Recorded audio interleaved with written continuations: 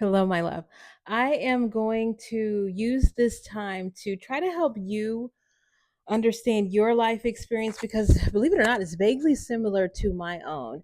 You see, I don't have a family, I don't have one. I don't interact with the people on my mother's side of the family, I don't interact with the people on my father's side of the family. I'm just out here by myself. And if you were to ask, especially the people on my mother's side of the family, because that's really the only thing that I had access to, it's all my fault.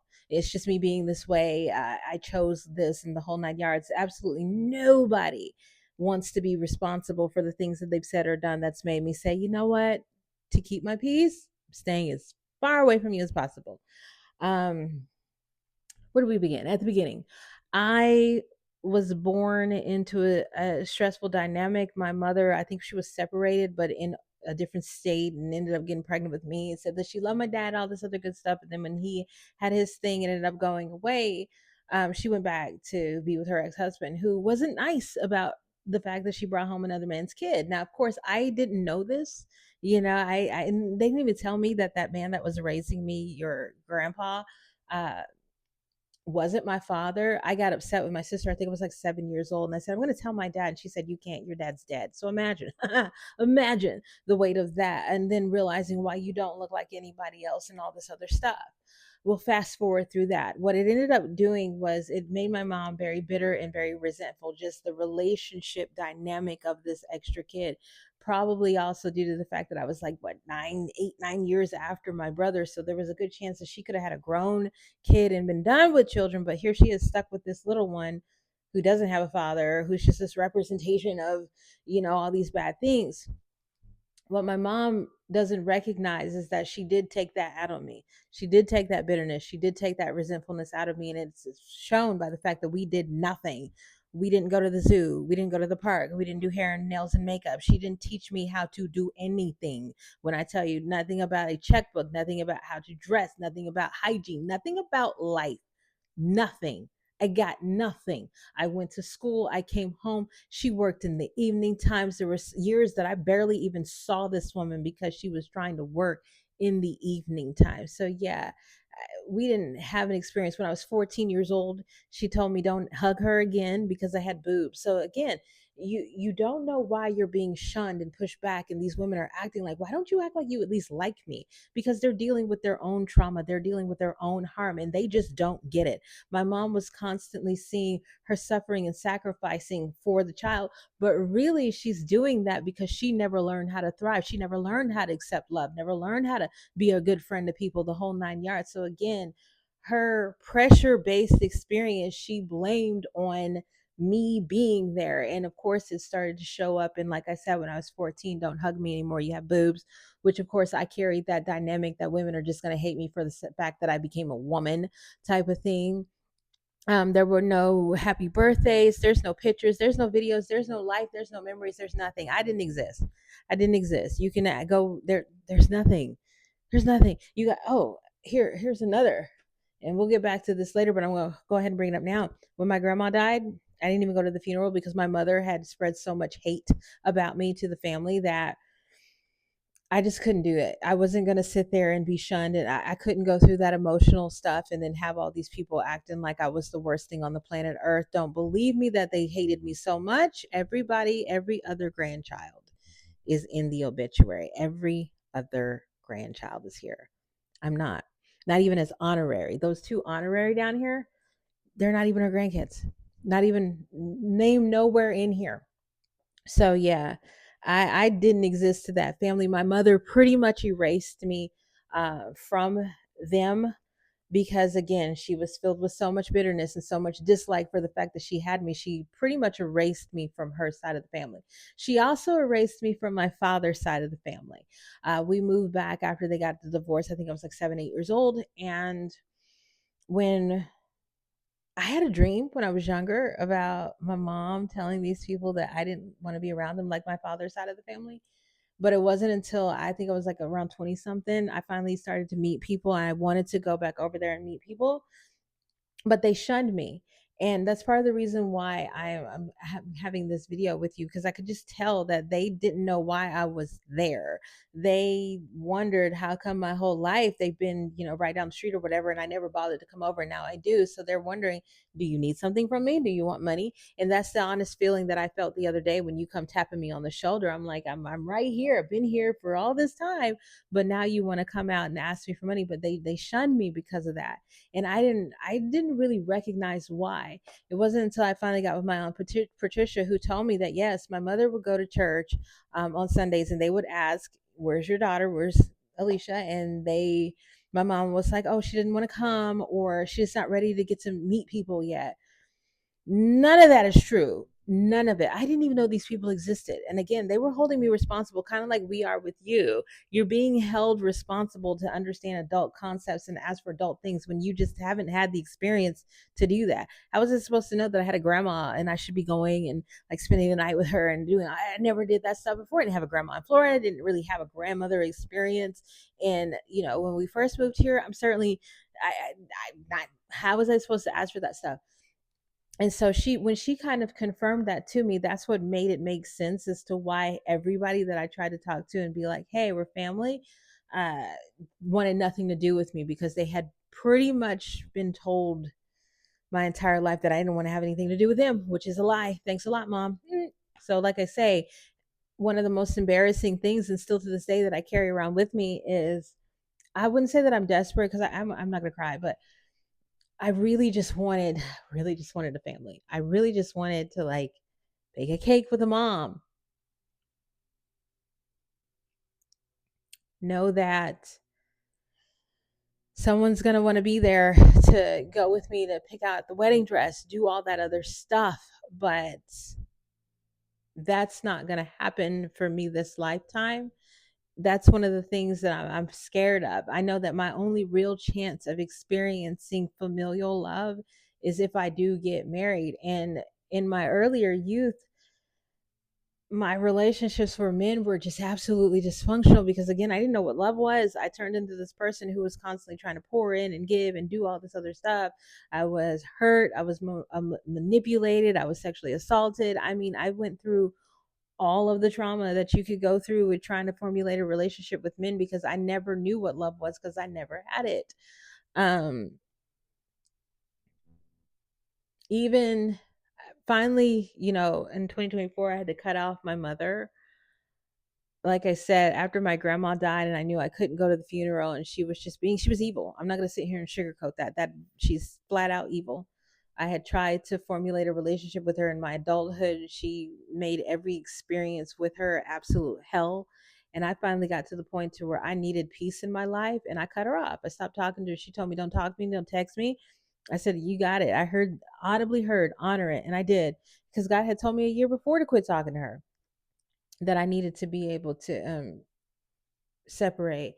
And because you don't really think that that's something that you're supposed to have to do to people, like your own mother, like this was it.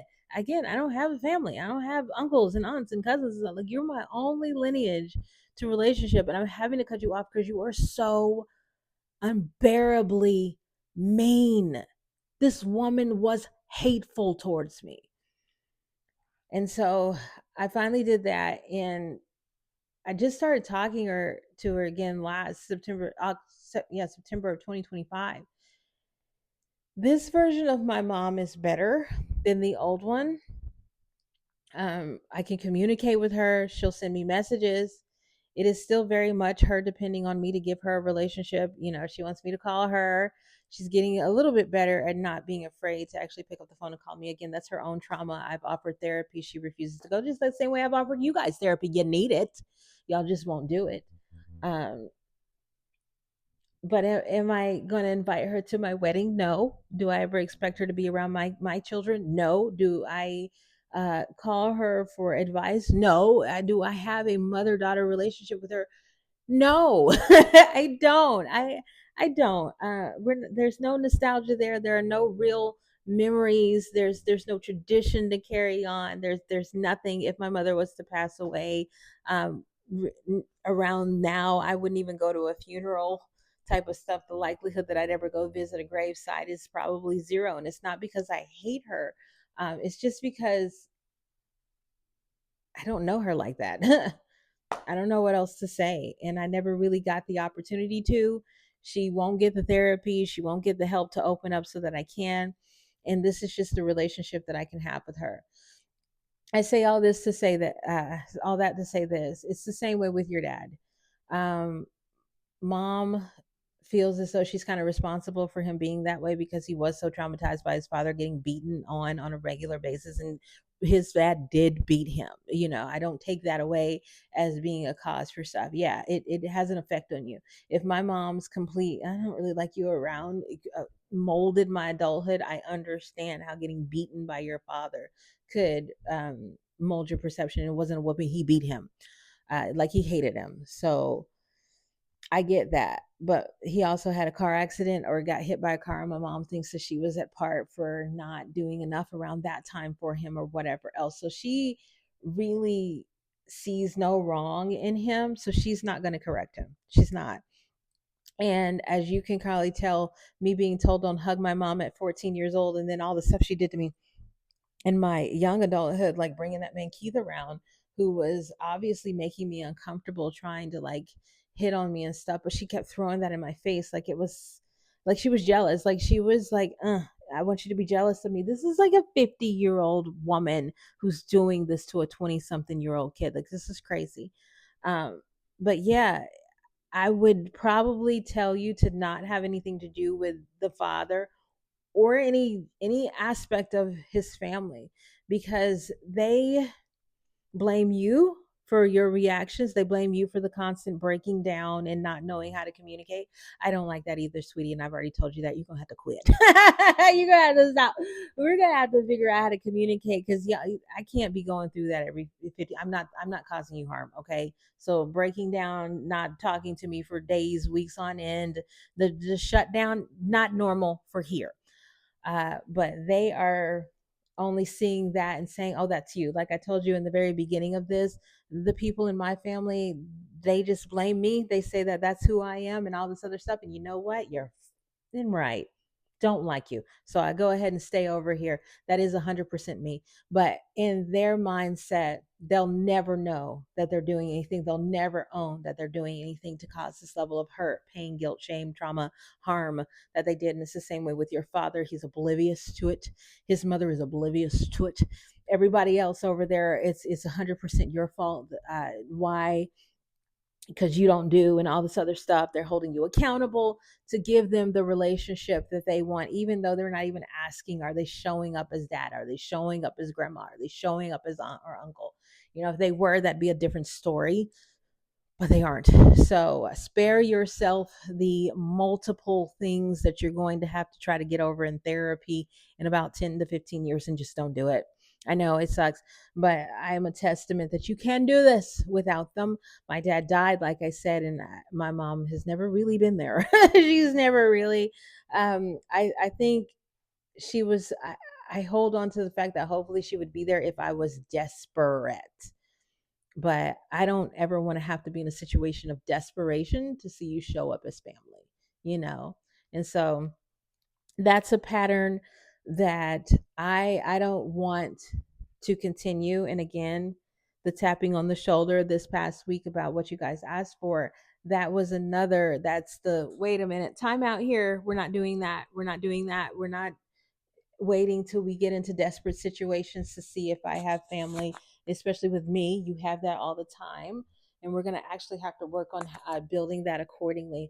But when it comes to those other ones, just leave it alone. I won't be mentioning you to grandma anymore. I don't think you're going to have a grandma experience from her this lifetime. The same way I'm not going to get a mom one.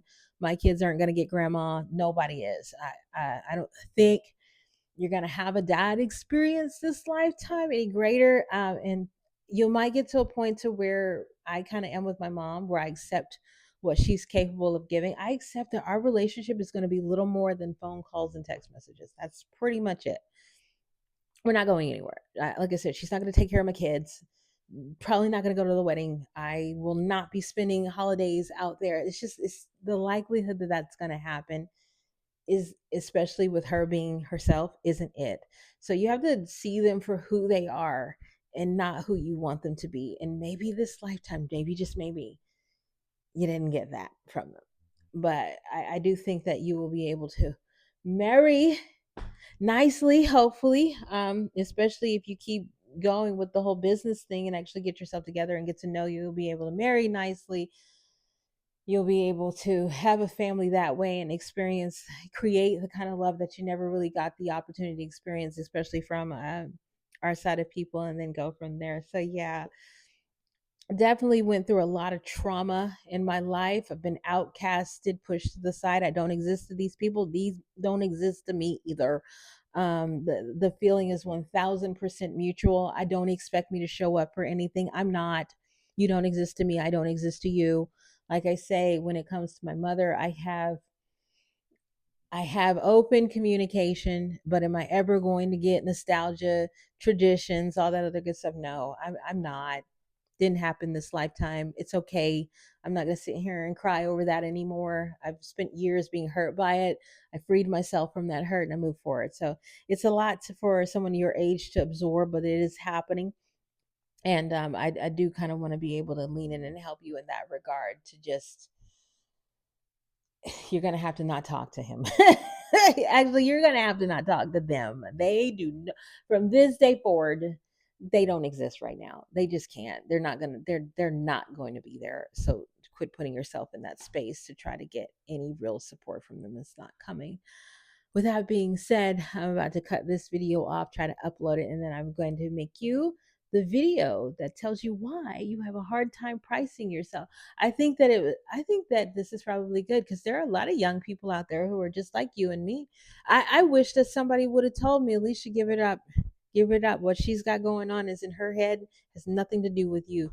Take a step back. Because for so long I tried to please, try to get it right. And not that people pleasing and trying to get it right and what's going on and what's wrong with it, that lasted almost my entire adulthood until I started this healing journey. And it wasn't really until probably the last 3 to 4 years that I finally began to recognize, no, that's you. You have issues. I don't. I'm kind, caring, considerate, and I don't have to sit here and put up with people trying to describe me as or treat me as anything else other than who I know myself to be. So yeah, I hope that this kind of helps. I hope that it gives you the air hug that you need when it comes to wondering.